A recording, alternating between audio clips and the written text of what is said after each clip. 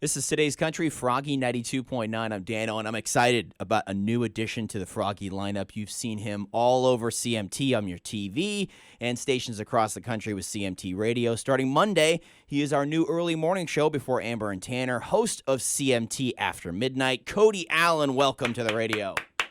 Yeah, it is good to be on with you. Thank you very much. I'm excited to be on right before Amber and Tanner. I'm like the warm-up act, basically. So I'll get everybody ready for Amber and Tanner every day. Cody, I got to start here because, this is fresh in everyone's mind. You're in Nashville. What a strange spring 2020 for that town between the pandemic shutting down the number one thing that you're known for, live music, and, a tornado ripped through that we all kind of forgot about. So starting there, what were March and April like in Music City? Well, really strange, obviously, because they shut down all the bars, all the honky-tonks on Broadway. And like you said, that's sort of our lifeblood here is live music. And so to have all that happen, it's been really, really tough. I will say, we're seeing some silver lining. I guess Tennessee is out of, being a red zone or whatever they call it at the CDC. So things are looking up, and I think looking a little bit better. But nonetheless, it's still everyone wears masks here now, and it's as strange here as it probably has been in California, where I know you guys have been in lockdown for a while. Can I just say, though, Dano, I kind of enjoy the idea of walking from my bed to this guest room where I do all the radio shows. It literally is 37 steps, and so I'm a glass half full kind of guy, and so I'm looking at it like that every day. And look, I've gotten used to Zoom. We do our interviews mostly on Zoom now and on phone, and it seems to all still be rolling and working as far as what I do and probably what you do as well. It just is a little bit different, Well, in certain ways, radio was sort of positioned for remote working anyways to begin with. We kind of been doing that since, 1925. Yeah, exactly. Guys like me who were, not that good looking because, look, I'll be honest with you, when I first came to CMT, they were like, we don't know if we want to put him on TV yet. I mean, he's a radio guy. I mean, he's not that bad looking, but maybe just a little rough around the edges. Let's clean him up a little bit. But you're right. Radio guys like you and me have been doing this. Frankly, I did this in my room whenever I was a kid. I pretended I was on the radio.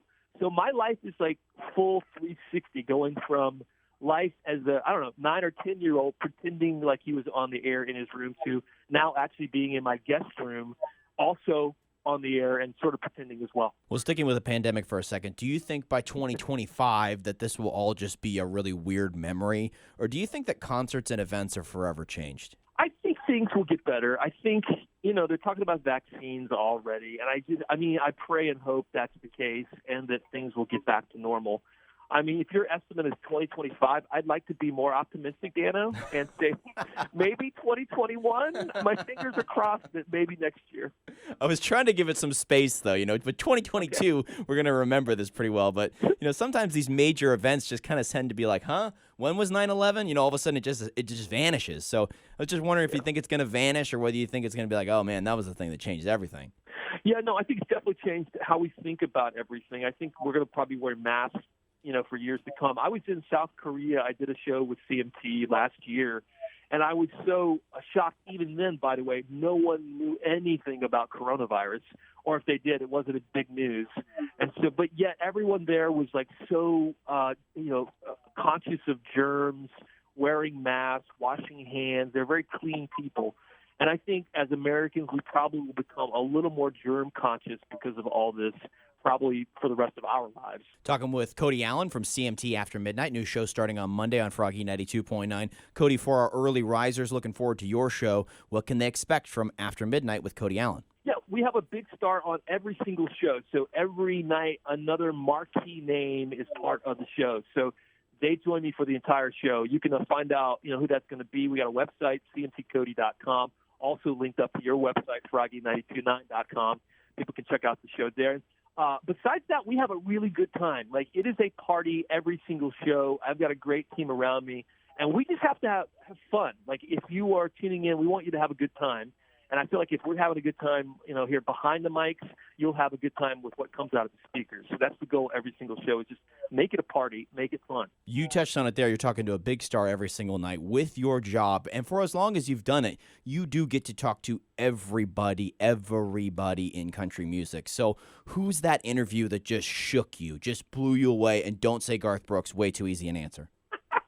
Oh, man. You know what's funny is, I have had the privilege of talking to so many stars over the years. And obviously I love certain ones more than others. Yes, I have, you can pick favorites when you have children, right? You can. Yes. Do you have kids yet, Dano? Yeah, 2 kids. 2 kids. All right, so probably one of them you like more than the other. Don't sell me out, dude. No, I'm kidding. But I do think that when it comes to this business, some of the best interviews I've done have been like with legends. I mean, like with Dolly Parton. Like, I'll never forget the first time I sat down with her. And look, I was scared. And she's Dolly Parton, and she is the same person, off the mic that she is on, the same person you see in TV and movies and music. She's that Dolly, and it was that's one I will never forget. But I tell you what I really love is getting to know some of the artists who aren't big names yet. That's when I'm curious about what their life is, where they came from, how they got to Nashville, and how they struggled. We'll talk to Kaylee Hammack is on with me next week during our first week on Froggy 92.9, and I really love her because she actually lived in her car in a Target parking lot for months before she even was able to afford an apartment or sing or get a record deal or publishing deal and songwrite. So I love the newbies. I love to hear their stories. That's one of the things we also try to do every show is sort of bring discovery of new artists to life, and so you can kind of hear what's coming next in country music as well. Can I tell you a quick story? Yeah, go. Because I don't want to weird you out or anything, but you and I have actually been in a hotel room together. Wow. Were there cameras? It sounds worse than it is. So I had the opportunity to go to the country radio seminar in February, back when traveling was a thing. And I was one of the Rusty Walker winners. I've never been in Nashville before. I'm taking it all in. I saw an incredible sit-down interview with Miranda. Then there's the Country Music Hall of Fame. Then there's the arena where the Predators play. Somebody invites me to one of the after parties in a hotel room at the Omni. So I'm making my way up there with my laminate and a beverage and walk in and like there's Cody Alan and there's the cast of Crisley Knows Best and there's a hotel room performance by Ray Lynn and I'm like, is Vince Gill going to be my Uber driver? Do these people just fall out of the sky? Here's all the stars. That was so fun. And when you come to Nashville, especially for that radio seminar, it is kind of larger than life. I remember sort of those pinch me moments back in the day whenever I went to my first radio seminar, and I thought, what is my life? Like, how do I even get to be in the same room as some of these people? I interviewed Randy Travis last week for our TV show, and I after that moment, even, I'm still blown away that I even get to communicate with Randy Travis and that he knows who I am. So I can feel, I still get the jitters. I still get kind of excited every day to get out of bed and, again, walk those 37 steps to work. And to have the chance to do this for a living, it's really special, and I never take it for granted. So, but thanks for saying that. I didn't know you were there. Were you the guy who had too many tequilas right after that night and was laying in the bed? No, I was the incredibly handsome guy in the corner who kept his cool and everybody was interested in talking to, but wanted to give some space. Okay, that was you. All that right. was me.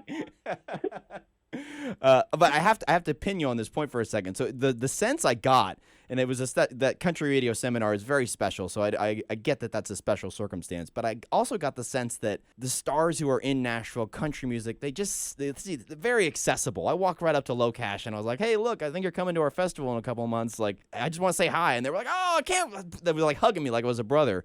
Is that false, or is that really kind of how it is in Nashville? Just almost like a family, like, oh, I can't believe I ran into family I didn't know. Yeah, it totally is. I think everyone definitely feels like family in Nashville. But I will say, even in country music, it's funny how I'm sure when they come to your neck of the woods and into Sonoma and Napa Valley area, those artists who know you are hugging you just as well as they would in Nashville, because of the fact that country music really is family. Like, It's a tight-knit group. We do all kind of live in the same geographic area.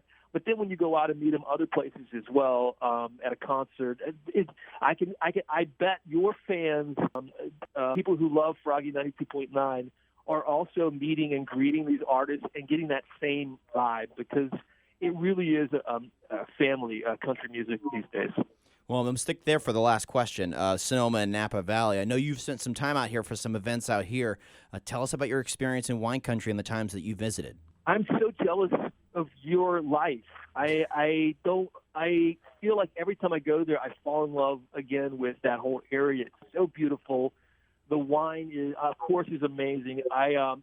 Do you drink? How often do you drink if you live there, Dano? Like, how do you have some cab like right next to you right now during this interview? Hold on, let me see which case I need to choose. Sorry, I can't.